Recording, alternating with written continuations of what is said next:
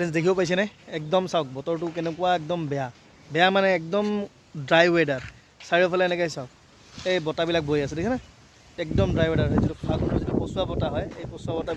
বৈ আছে কিন্তু ফাগুনটো গুচি গ'ল চট পৰিলে কিন্তু হ'লেও আপোনালোকে হয়তো ভইচটো ক্লিয়াৰ নাহিব পাৰে কাৰণ বহুত বেছি বতাহ দি আছে এয়া আপুনি পিছফালে আপোনাৰ সেই গছ গছনিবিলাক দেখিলে গম পাব যে কিমান বতাহ দি আছে চাওক আৰু এই ৱেডাৰটো আমাৰ কাৰণে খুব বেয়া এই ৱেডাৰটো এইকাৰণে বেয়া যে এই ৱেডাৰত বিভিন্ন ভাইৰাছবিলাক ঘূৰি থাকে সব বডিত ইমিউনিটি বুষ্ট কৰাটো আমাৰ খুব দৰকাৰ আৰু বেছিকৈ পানী খাব লাগিব এই ৱেডাৰত আপোনালোকে যদি বেছিকৈ পানী নাখায় তেতিয়াহ'লে কি হ'ব আমাৰ বডিটো ডিহাইড্ৰেট হৈ যাব আমাৰ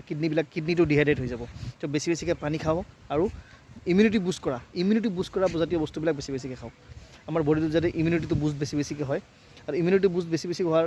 এইটো কাৰণে দৰকাৰ কাৰণ বিভিন্ন ভাইৰাছবিলাক ঘূৰি থাকে আৰু সেই ভাইৰাছবিলাকে আমাৰ বডিত আমাক সংক্ৰমণ কৰিব পাৰে চ' যাতে সংক্ৰমণ নকৰক তাৰ কাৰণে আমাৰ বডিত ইমিউনিটি জেনেৰেট কৰিব লাগিব ভাল বস্তু খাওক ভিটামিন চি জাতীয় বস্তুখিনি বেছিকৈ খাওক ফল মূল বেছিকৈ খাওক ভেজিটেবলছ বেছিকৈ খাওক মাছ মাংস কমকৈ খাওক কাৰণ মাছ মাংসৰ পৰা আমাৰ ক্ষতি হ'ব পাৰে ইনফৰমেশ্যনটো ভাল লাগিলে শ্বেয়াৰ কৰিব